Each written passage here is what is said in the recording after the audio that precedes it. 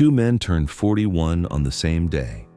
Same city, same income bracket, same background. One has been married for 15 years. One has lived alone since his 20s. Here's what's shocking. One looks 10 years older than the other. Walk into any coffee shop and you'll see this. Men the same age who look like they're from different decades. Same stress levels on paper, same life pressures. But one guy's body is breaking down while the other's isn't. The question isn't who has more stress. Both men deal with deadlines, bills, relationship drama. The real question is this: whose body is quietly paying the price, and why? That second man is Tom. At 41, he looks younger than most married guys his age.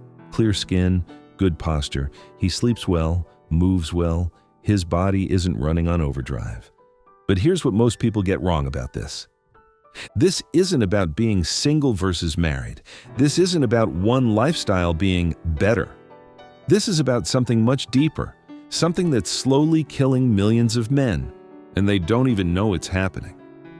By the end of this video, you'll understand exactly what separates these two men, and more importantly, you'll know which side of this equation you're on. Meet Tom's biology.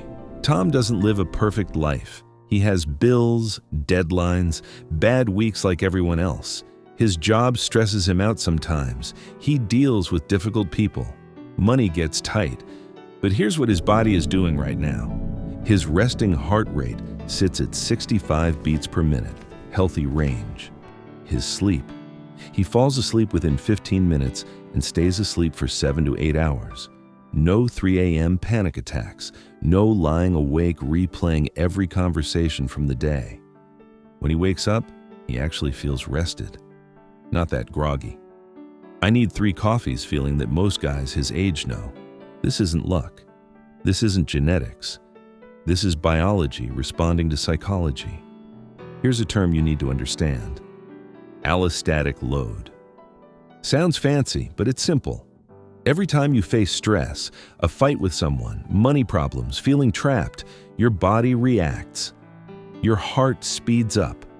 Stress hormones like cortisol flood your system.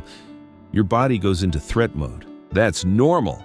That's how you survive dangerous situations. But here's the problem that's killing men. What happens when your body never gets to relax?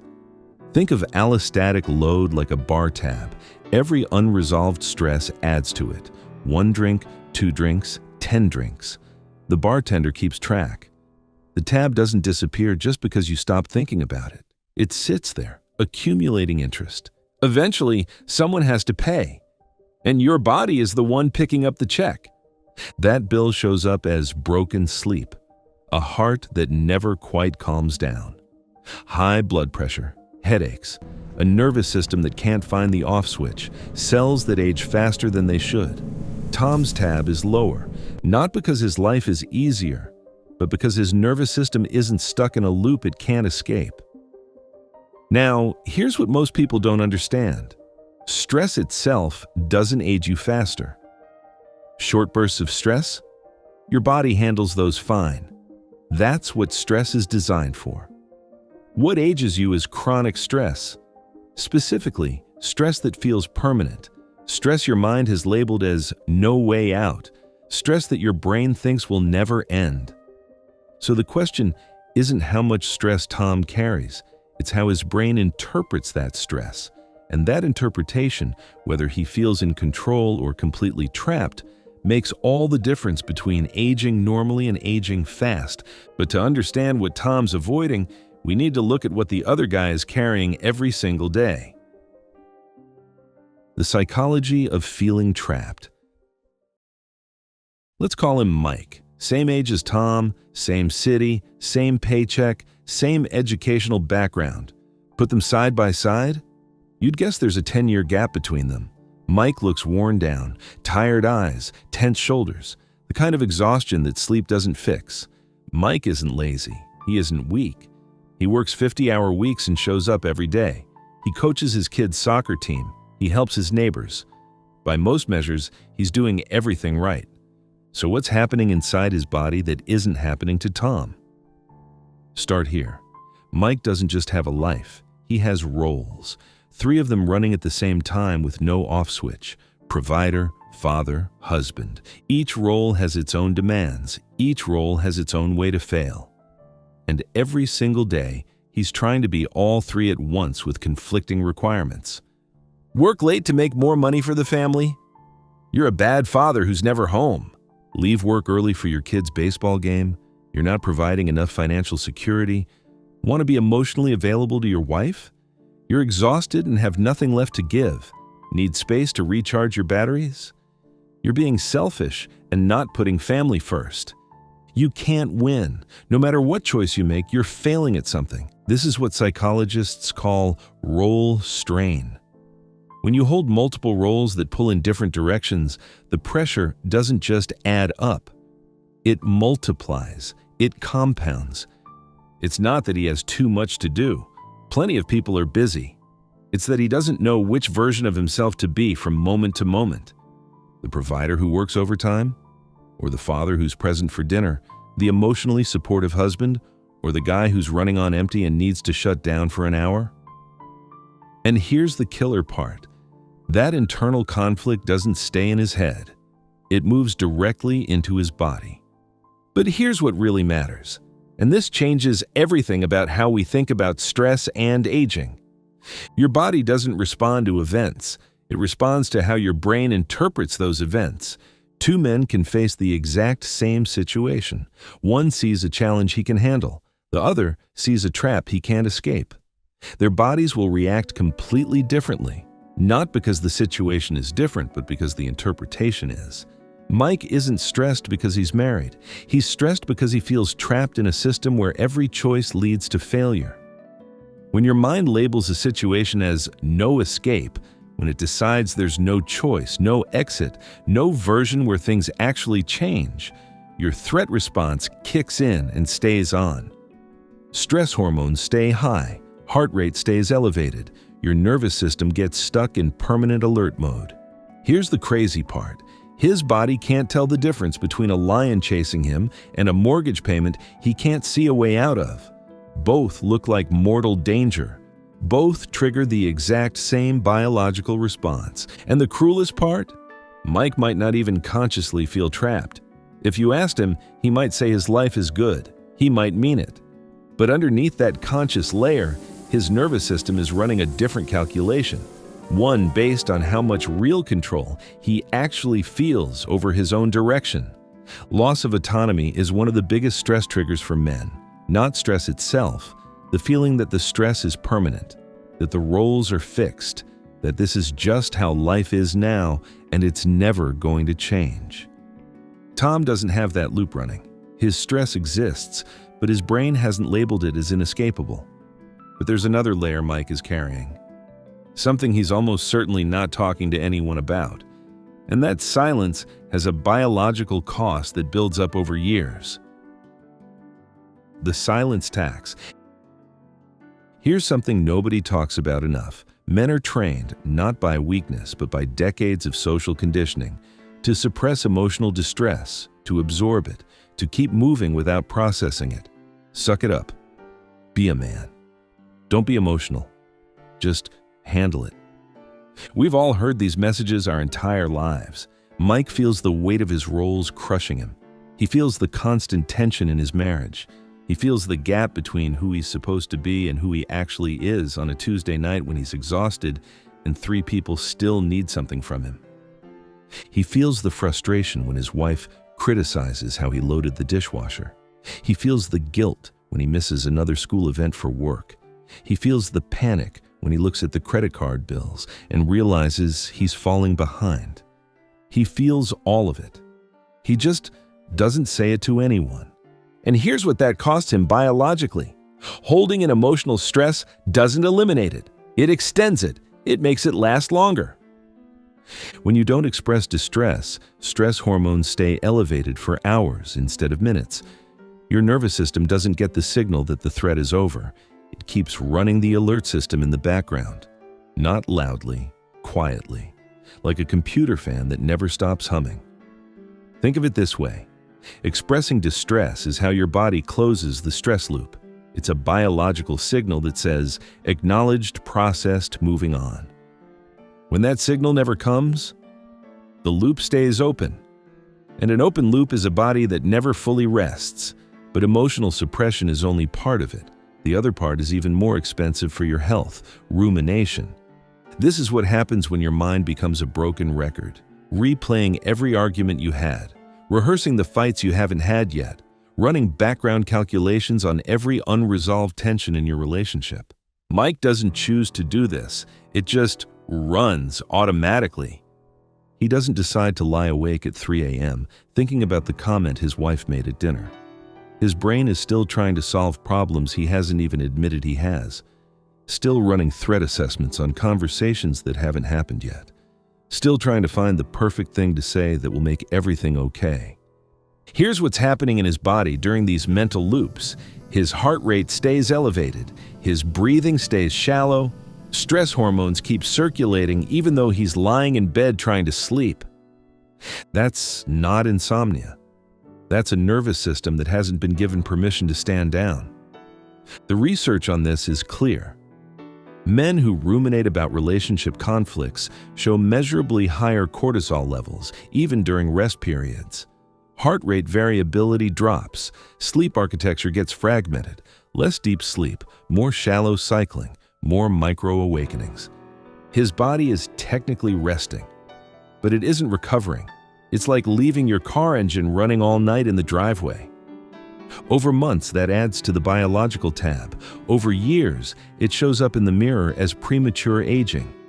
Tom's situation is different, not because he never has conflict, not because he never thinks about problems, but because he has fewer unresolved loops running simultaneously in his head. His nervous system gets to complete its sentences. A stressor appears, gets handled or accepted, and closes. There's no second layer of suppression sitting on top of it, no identity pressure telling him he shouldn't be feeling stressed in the first place. His sleep reflects that difference. His heart rate shows it. His face shows it.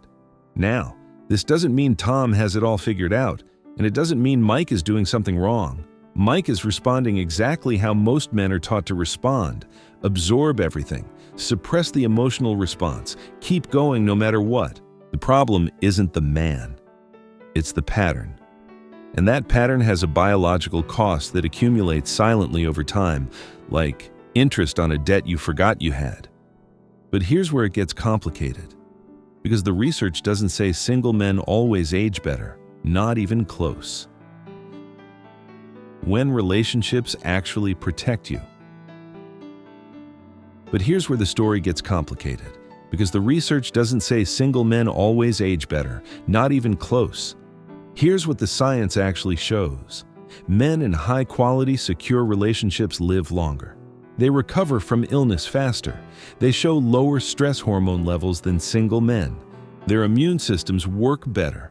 They have fewer heart attacks. That's not a small finding.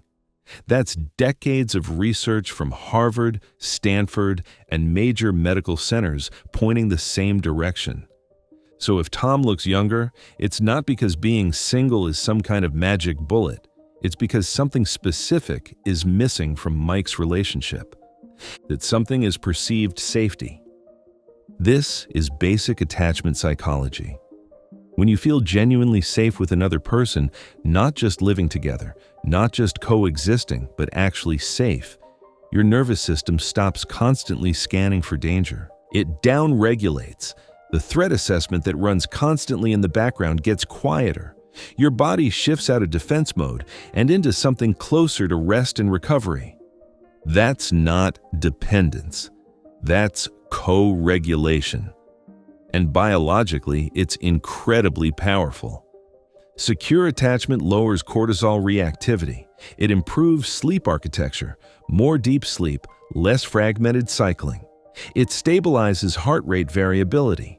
A man who feels securely attached to his partner isn't just emotionally supported. His nervous system runs more efficiently. His immune system works better. His body literally ages more slowly.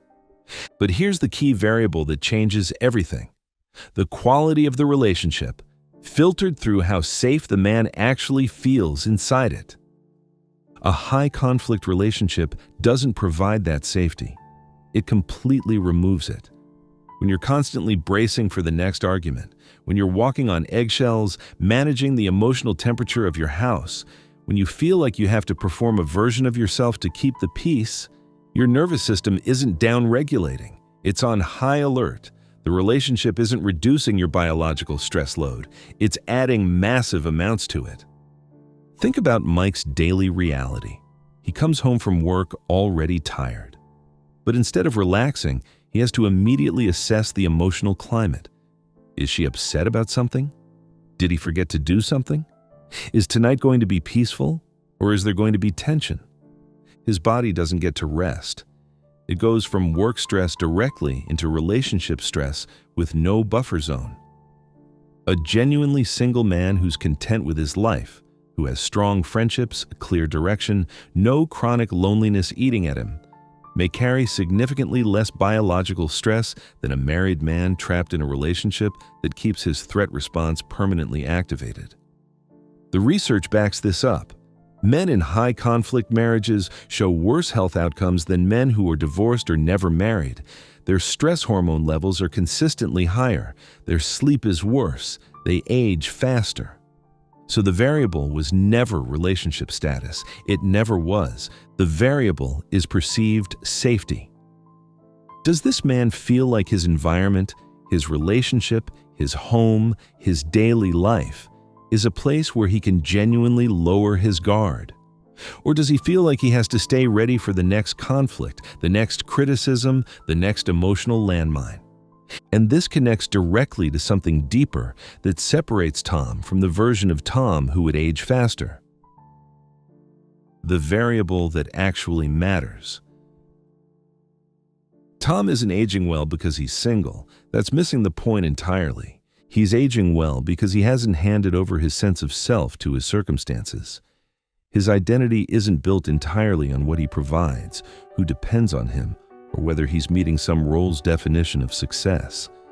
When his life gets hard, and it does, his nervous system doesn't read that difficulty as a threat to who he is. That's the variable. Not relationship status, not income, not luck, perceived agency. Here's what that means in simple terms. Some people believe they shape their lives. Others believe life shapes them. Internal control means my choices matter. I have real influence over my direction. I'm driving this thing. External control means things happen to me. I manage circumstances I didn't choose and can't really change. I'm just along for the ride. Men with strong internal control show lower stress hormone levels, better heart rate patterns, and more consistent sleep, regardless of whether they're married or single. The biology follows the psychology, not the relationship status. Mike's problem isn't that he has a family. His problem is that somewhere along the way, his identity collapsed into his roles: provider, father, husband. Those roles became the complete answer to who are you? And when roles feel threatened, when money gets tight, when the relationship strains, when the gap between who he's supposed to be and who he actually is gets wider, it doesn't just feel like pressure. It feels like his entire identity is under attack. Identity threat triggers the same biological response as physical danger. Threat systems activate, stress hormones rise, sleep fragments, heart rate stays elevated. Cells age faster, quietly, over years. The fix isn't leaving the relationship. It's rebuilding internal control within whatever life you have. It's separating identity from role performance. It's creating domains, decisions, directions, daily choices, where the answer to who's in control here is clearly you. That's what Tom has. Not freedom from responsibility. Not an easier life. A psychology that hasn't fused his sense of self to circumstances he can't fully control. His biology isn't the real story. His psychology is. And psychology is something you can actually work with. The real answer. The question was never, do single men age better? The real question was always this: What does chronic perceived entrapment do to the male body over time? The answer is measurable. Stress load builds. Emotional suppression extends the stress response. Identity strain keeps the threat system running when it should be resting. The solution isn't a relationship status, it's agency, the felt sense that your life is something you're shaping, not just surviving. Tom looks younger not because he's single, he looks younger because he feels in control. Mike looks older not because he's married, he looks older because he feels trapped. The difference isn't their circumstances, it's their psychology. And psychology is something every man can change.